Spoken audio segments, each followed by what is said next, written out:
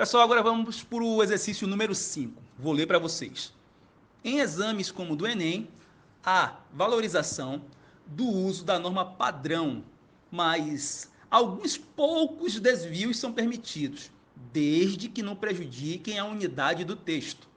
Há no texto, nesse texto que a gente leu, em estudo, certas inadequações à norma padrão formal da língua. Pessoal, é o seguinte, deixa eu falar para vocês sobre duas questões aí. Uma é a questão do exame do Enem. Essa parte do exame do Enem que analisa as inadequações da norma padrão é conhecida como competência 1. São 5 competências. Já falei para vocês, estou prometendo, a gente vai ter um vídeo só sobre as 5 competências, onde eu vou poder tirar todas as dúvidas de vocês. Mas deixa eu falar assim por alto sobre a questão da competência, a competência 1. Existem 5, mas a gente vai falar da competência 1, que trata dessa questão das inadequações da norma padrão. O que é isso aí? A competência 1 da redação do Enem exige do participante que ele demonstre domínio da norma padrão da língua escrita. Vocês sabem que existe a língua escrita e a linguagem oral. A gente tem um padrão tanto da linguagem escrita quanto da linguagem oral. Essa competência 1, ele vai exigir que a gente tenha domínio do padrão da língua escrita, ou seja, ele não quer, entre outras coisas, que no texto da gente tenha marca de oralidade, uma marca que é própria da fala, da oralidade e não da escrita, certo? Essa primeira habilidade, ela diz respeito, entre outras coisas, ao uso correto da crase, por exemplo, da concordância nominal e verbal, da regência do verbo, da colocação pronominal, da pontuação. Alguns cuidados devem ser tomados na hora da prova, para que esses erros não sejam motivos de frustração.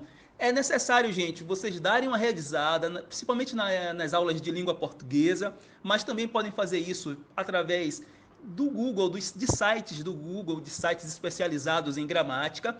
É necessário dar uma revisada em conteúdo que vocês já estudaram durante o ensino básico inteiro.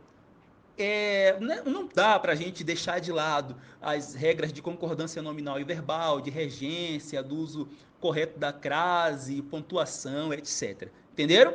Então, assim, quando vocês analisarem sobre a competência 1 e sobre o que se exige em relação a você tomar cuidado em relação às inadequações da norma padrão, precisa ter cuidado com isso que eu acabei de falar aqui, tem a ver com gramática. Sim, eu não posso deixar de também destacar para vocês o que é esse negócio de marcas da oralidade que eu acabei de falar, né? Gente, marcas da oralidade é o seguinte, quando nós falamos com os nossos amigos ou familiares, a gente utiliza uma linguagem que é uma linguagem mais informal, é uma linguagem mais, digamos assim, menos preocupada com os padrões da língua. A gente se sente mais à vontade, né? E aí, como a gente se sente mais à vontade, a gente se dá ao direito, ao luxo de usar abreviações, né? A gente se dá ao luxo de utilizar palavras cortadas, palavras pela metade, que na verdade essas palavras cortadas, essas palavras pela metade, em alguns casos nem são abreviações que já estão prestigiadas no dicionário.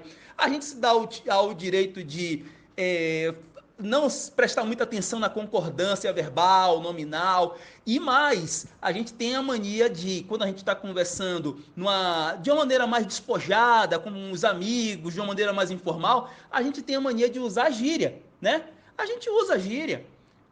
Essas expressões que a gente utiliza de gíria, por exemplo, ela só pode acontecer em ambientes informais, e o texto dissertativo do Enem não é esse ambiente informal. Então você não pode utilizar marcas que são da oralidade, entendeu? A gíria, por exemplo, é uma marca de uma linguagem informal e também da linguagem oral. É só a gente ter cuidado em relação a isso. Então, marcas da oralidade são essas coisas que a gente deve evitar desse ambiente que é informal, que a gente às vezes, por descuido, a gente traz para um ambiente formal, como é o ambiente de uma redação dissertativa argumentativa. Mas eu quero levantar um outro ponto para vocês, certo? Eu falei sobre a questão da competência 1, eu falei sobre a questão de marcas da oralidade e eu quero também destacar para vocês o que seria essa norma padrão da língua. Gente, olha, a norma padrão, ela tem a ver com a linguagem culta ou padrão. O que é essa linguagem culta ou padrão? É aquela que é ensinada nas escolas, é que é ensinada principalmente nas aulas de língua portuguesa e de redação. E ela serve como um veículo para que a gente se comunique no meio científico, né? Que a gente possa estar em momentos de formalidade, a gente está sabendo qual é o tipo de linguagem adequada para aquele momento. Quais são os momentos de formalidade? Ora, em conferências. Imagine que é você chegar numa conferência, um ambiente sério, um ambiente formal, e você chegar lá cheio de gírias, cheio de abreviações que são utilizadas só entre você e seus amigos, né? Cheio de uma malemolência na linguagem que é própria de um ambiente onde você está descontraído, mas a gente não vai ficar descontraído numa conferência. Imagine sermões, imagine discursos políticos, por exemplo, no Congresso, ou comunicações entre cientistas, ou noticiário de TV, ou programas culturais mais formais, a gente utilizar uma linguagem cheia de marcas de oralidade, de gírias, de palavras, inclusive, de baixo calão, e xingamentos e tal. Não encaixa, né? Então, essa norma padrão, ela serve como um freio. A gente precisa de um modelo de como conversar em ambientes mais formais. E aí a gente utiliza esse modelo, que é a norma padrão. Aí vocês vão me perguntar, mas onde é que eu encontro as regras dessa norma padrão? Na gramática da língua da gente. É nessa gramática que vai ter o que é padronizado para ambientes específicos, momentos específicos, como esse que eu acabei de citar, conferências, sermões, discursos políticos, principalmente no Congresso, comunicação entre cientistas, noticiário de TV. Eu não estou falando de noticiário de TV daqueles apelativos, não, viu? Daqueles de situação onde eles ficam lá narrando com baixo calão, com xingamentos. Eu estou falando do noticiário de TV de jornais mais formais. Perceberam aí? Essa é a norma padrão que é ensinada na gramática. Vamos em frente. Bom, agora que a gente já sabe o que é que a competência 1 pede, agora que a gente já sabe o que é norma padrão, o que é inadequação da norma padrão, bora para a questão A do exercício 5. Vamos comigo. Letra A. Identifique as inadequações presentes em cada um desses trechos. Aqui nós temos 3 trechos, gente. Aqui vocês vão analisar junto comigo quais são as inadequações e vocês vão ver que vocês vão precisar estar atentos a isso aí, porque no meio da escrita a gente pode também cometer algumas pequenas falhas, beleza? Vamos lá, vamos ler o primeiro. Poderiam ser oferecidos cursos de português e cursos qualificantes voltados para os mesmos. Esse caso aí é o seguinte, o trecho que é considerado como inadequado desse pedaço aí, dessa frase aí é cursos qualificantes voltados para os mesmos. Onde é que está aí a inadequação? Gente, observe, eu vou ler a frase inteira. Poderiam ser oferecidos cursos de português e cursos qualificantes voltados para os mesmos. Ora, onde é que está o problema aí? Está na redundância. Já está dizendo que está sendo oferecido curso de português. Aí ele coloca aqui curso de português e curso qualificante. Curso de português é qualificante, né? Então a gente não precisa dizer curso de português e qualificante, porque você está repetindo a coisa.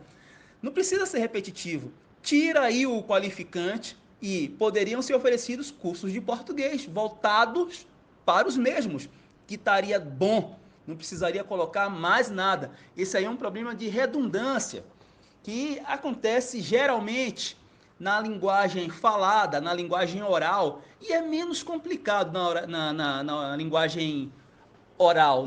A gente tem isso na linguagem falada, mas na linguagem escrita, não. Na linguagem escrita formal, não. A gente elimina, perde ponto, né? A gente não precisa ser redundante. O que é esse negócio de redundância? São palavras ou expressões desnecessárias, repetindo a mesma ideia. Quer ver um caso clássico de redundância? Você dizer subir para cima. Ora, você está subindo, ninguém sobe para baixo, né? Então, assim, são coisas que são redundantes. Elo de ligação. Outro exemplo, se é um elo, claro que é de ligação, né? É a mesma coisa que você dizer metades iguais. Ora, se é metade, né? Então, vamos pensar nessas coisas que a gente evita de ser redundante e evita de perder ponto na redação do Enem em relação à competência 1, certo? Aí depois a gente tem um outro trecho, uma outra frase, onde tem também inadequação à norma formal, padrão formal. Assim, vou ler para vocês. É preciso que atitudes mais enérgicas sejam tomadas. Olha, nesse trecho aí, a inadequação está ligada a essa expressão, atitude enérgica. Vocês podem até não conseguir enxergar aí onde é que está a inadequação, mas aqui é o seguinte, gente, é preciso que atitudes mais enérgicas sejam tomadas. Esse adjetivo aí, enérgico, ele pode passar uma ideia errada numa frase como essa, porque a ideia de atitude enérgica leva a uma ideia de rispidez, de um rigor, às vezes autoritário, né? E você pode substituir o atitude enérgica por uma atitude eficaz, que no caso aí do governo, o que está precisando não é de energia, é de eficácia, né? O texto todo fala sobre eficácia. Então, a atitude eficaz encaixa muito melhor do que a atitude enérgica, certo? Porque assim, a ideia de algo eficaz é de dar o resultado, dar um resultado esperado de uma forma que seja concreta, que seja algo dentro de um padrão que se espera de uma administração pública, certo? A atitude enérgica a gente substitui por atitude eficaz. Bora dar uma lida aqui na próxima oração. Observem, não deve ser à toa que o Brasil, ele pede para a gente analisar isso aí. A inadequação aí tá ligada justamente a essa locução à toa. Com a mudança da nova regra ortográfica, a gente vai ter o à toa, essa locução, ela sendo escrita da seguinte forma, gente. Vai ter um A acraseado. O A, esse A aí, ele é acraseado. Essa locução, ela pode ser tanto uma locução adverbial como uma locução adjetiva, sabe? Quando for uma locução adverbial, vai ter o A craseado e sem o hífen. Se for uma locução adjetiva, também vai ter. Entenderam? Então, assim, a gente precisa estar atento a isso aí, a essa questão aí da questão da acentuação. Então, essa foi a pequena falha que, na verdade, não pesou na nota desse candidato, tanto é que ele terminou somando os 100 pontos. Pessoal, vamos dar uma olhada aqui agora na questão B do exercício 5. Leiam comigo. Reescreva os trechos fazendo as devidas adequações à norma padrão. Aí, gente, não quer dizer que o que eu vou colocar aqui como sugestão seja exatamente aquilo que seria o ideal a ser escrito. É uma sugestão que impede que a gente fique com inadequação da norma padrão. Então, vamos ler aqui. Quando a gente lê, por exemplo, poderiam ser oferecidos cursos de português e cursos qualificantes voltados para os mesmos, é como já falei para vocês, para evitar essa redundância, a gente poderia simplesmente dizer que poderiam ser oferecidos cursos de português a essas pessoas. Ou então, poderiam ser oferecidos cursos qualificantes ou cursos de qualificação a essas pessoas. Para não ficar repetindo curso de português, curso de qualificação, elimina um, coloca só o outro e tá tudo certo. Vamos aqui para a segunda frase. É preciso que atitudes mais enérgicas sejam tomadas. Aí é aquele caso que eu falei com vocês. Eu posso substituir o enérgica e posso colocar o eficaz, né? Eu posso dizer, é preciso que atitudes mais eficazes sejam tomadas. A gente substitui o enérgico pelo eficaz e fica muito melhor. E depois, aqui, esse daí é o mais fácil. Esse daí, essa terceira oração, não deve ser à toa que o Brasil, aí é só uma questão mesmo da gente colocar a crase nesse A de à toa e o restante está correto. Vamos em frente, vamos para a sexta questão. Pessoal, agora é o seguinte, para vocês responderem a questão 6 dessa nossa atividade, vai ser necessário que vocês vejam comigo um assunto da página 192 desse livro didático que estamos usando. O nome do assunto é um pouco estranho para vocês, mas vocês verão que fazem uso desse recurso o tempo todo, tanto na linguagem escrita quanto na linguagem formal. O nome do assunto é referenciação. Já estudaram esse assunto? Não tem problema. Não tem problema nenhum. Rapidamente vocês irão entender. Gente, referenciação é um recurso da nossa linguagem que tem como objetivo evitar aquelas desgastantes repetições que eu já falei com vocês aqui nesse vídeo, de palavras, de termos que já foram ditos no texto, porque isso tudo fica cansativo, né? Se você fica repetindo a mesma palavra, o mesmo termo, fica cansativo e você ainda perde ponto em uma das competências do Enem. Em outras palavras, para a gente evitar repetir a mesma palavra no texto, a gente utiliza palavras que são sinônimas ou palavras que possuem uma familiaridade de sentido com alguma palavra que já foi usada no texto ou com algum termo que já foi usado no texto.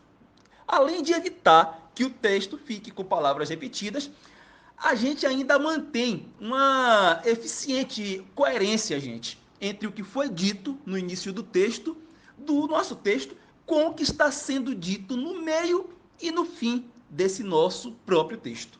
Ficou claro? É isso aí? Pronto, então vamos em frente. Para a gente responder a questão 6, a gente vai precisar conhecer esse assunto, viu, gente? O assunto sobre referenciação é bem extenso, é bem volumoso, pessoal. Mas, para a gente responder a questão 6, basta fazermos a revisão da parte referenciação textual, conhecida pelo nome, um pouco estranho também, anáfora e catáfora. Acompanhem comigo. Agora deixa eu explicar para vocês. Observe. Para que o leitor do seu texto, o avaliador do Enem, por exemplo, para que o avaliador do Enem, o leitor do seu texto, consiga compreender o seu texto como um todo, o conjunto dele, ou seja, o seu sentido completo, é necessário que o seu texto seja coeso. Coeso vem de coesão, gente. Coesão é a ligação de sentido completo do seu texto. O que é que eu estou querendo dizer com isso? Tem que ter uma ligação entre as orações, tem que ter uma ligação entre os períodos, tem que ter uma ligação entre os parágrafos. Um parágrafo tem que ter uma ligação de sentido com o outro parágrafo. O parágrafo de introdução, ele tem que ter uma ligação de sentido com o desenvolvimento. E se você tiver dois parágrafos de desenvolvimento, um tem que ter ligação com o outro. E esses parágrafos, o de introdução e os de desenvolvimento, ele precisa ter uma ligação de sentido com o último parágrafo, que é o de conclusão. Percebem até aí? Pronto. Esse é um fator fundamental, pessoal, em processos seletivos que exigem redação, como é o caso do Enem. E a competência 4, eu já falei para vocês que são 5 competências, né? A competência 4 do Exame Nacional do Ensino Médio do Enem exige que o aluno saiba demonstrar justamente esse conhecimento de coesão dos mecanismos linguísticos necessários para a construção da argumentação, onde cada período, cada oração, cada frase comunique entre si, cada parágrafo comunique entre si, entendeu? Ou seja, para que no final, quando aquele avaliador, o leitor do seu texto estiver fazendo uma análise, ele perceba que, do início ao fim, o seu texto foi costurado de uma maneira coesa, onde tudo se encaixa com tudo. Dentro dessa competência, da competência 4, uma importante orientação que eu tenho que dar para vocês é de que o candidato ele saiba fazer a retomada de pensamento. É por isso que a gente está fazendo exercícios onde você tem ali aquela coisa de você fazer uma retomada da imagem que estava lá na introdução, ou na conclusão você fazer uma retomada de um argumento que estava lá no desenvolvimento. Eles olham isso também. Eles olham se você tem essa capacidade de você ir lá no início do seu texto e buscar alguma coisa para poder encaixar na conclusão, que é para poder mostrar que você realmente dá a esse texto uma unidade. Ele é tão coeso que você pode ir e voltar sem perder a linha de pensamento. É aí que entram os papéis da anáfora e catáfora. Vão ajudar nesse sentido.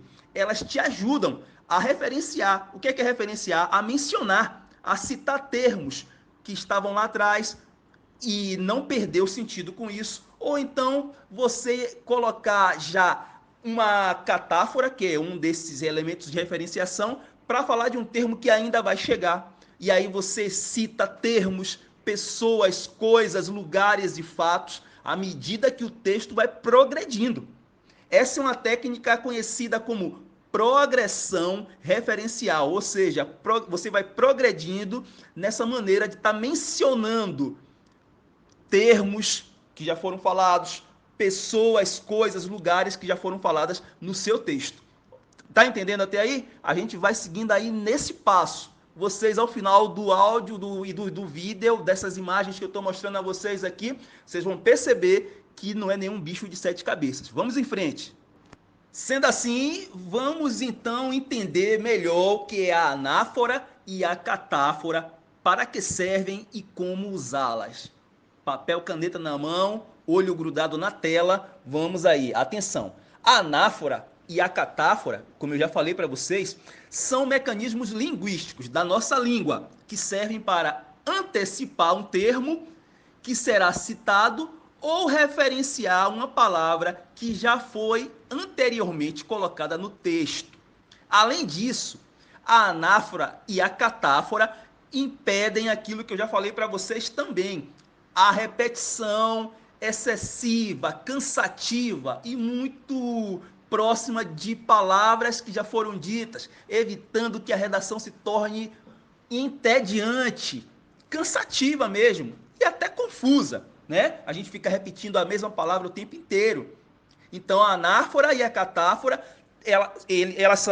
esses mecanismos linguísticos da nossa língua têm papel importantíssimos. Mas vamos a elas. Então, agora que vocês já entenderam a importância dos termos anafóricos e catafóricos, vamos conhecer a diferença entre eles.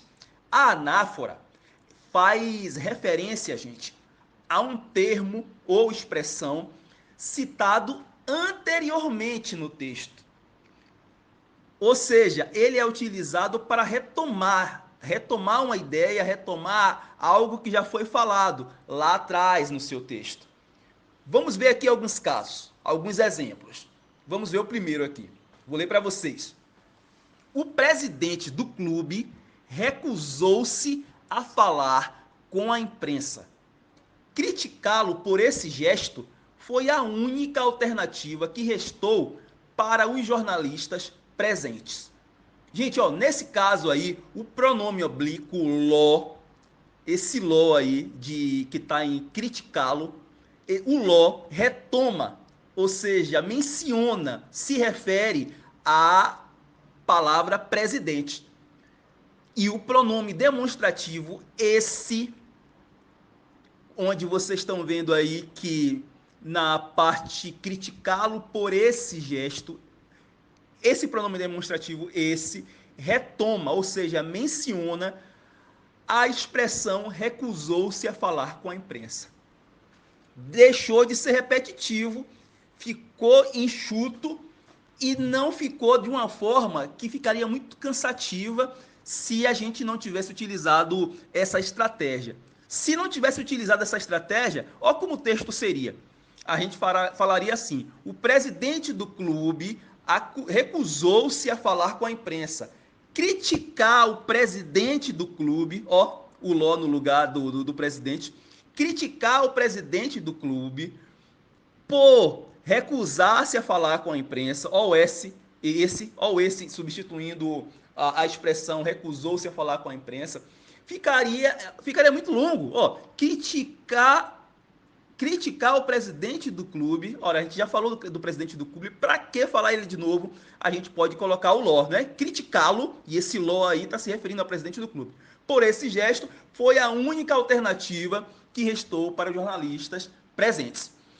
Essas são estratégias que são utilizadas para evitar repetição e para você fazer de forma inteligente retomada de coisas que você já tinha dito antes. Perceberam como a estratégia de usar a anáfora evitou a repetição desnecessária? Vamos a outro exemplo de anáfora que eu quero que todo mundo fique ligadão aí nesse tipo de recurso. Vamos lá, vou ler para vocês o segundo exemplo. O Brasil é o segundo maior importador de azeite. O produto é comumente utilizado na culinária do país. Gente, ó, aqui o substantivo produto está se referindo ao que aí? Está retomando qual palavra que já foi colocada no texto anteriormente? O produto está retomando, está substituindo o termo azeite. Né? A gente está dizendo o Brasil é o segundo maior importador de azeite. Aí o produto, se a gente não tivesse colocado o produto, ficaria assim, ó. Observe, o Brasil é o segundo maior importador de azeite. O azeite é comumente utilizado na culinária do país. Para que eu repetir azeite novamente, se eu posso utilizar a palavra o produto, que substitui de maneira perfeita e eu estou retomando o assunto sem precisar ser repetitivo. Tá entendendo? Não é tranquilo? Pois é. O nome anáfora é um nome estranho, mas vocês fazem isso o tempo inteiro. Utilizam termos para substituir outros que são parecidos, que têm ideias parecidas. Mais um exemplo de anáfora, gente. Mesmo com a economia prejudicada, o que não para de crescer é a indústria da beleza. Esta ainda se mantém projetando crescimentos exorbitantes. Gente, ó, eu acho que daí em diante ficou tranquilo para vocês perceberem. A palavra esta está substituindo o que aí? Vou ler de novo. Mesmo com a economia prejudicada, o que não para de crescer é a indústria da beleza. Esta ainda se mantém projetando crescimentos exorbitantes. O pronome demonstrativo esta está retomando, está mencionando o sentido da palavra indústria da beleza. Evitei que eu falasse indústria da beleza duas vezes, né? Porque ficaria estranho. Vou lá, para vocês verem como ficaria estranho. Mesmo com a economia prejudicada, o que não para de crescer é a indústria da beleza. A indústria da beleza ainda se mantém projetando crescimentos exorbitantes. Percebem? É só fazer essa substituição aí que fica tudo perfeito. Agora vamos ver a questão da catáfora.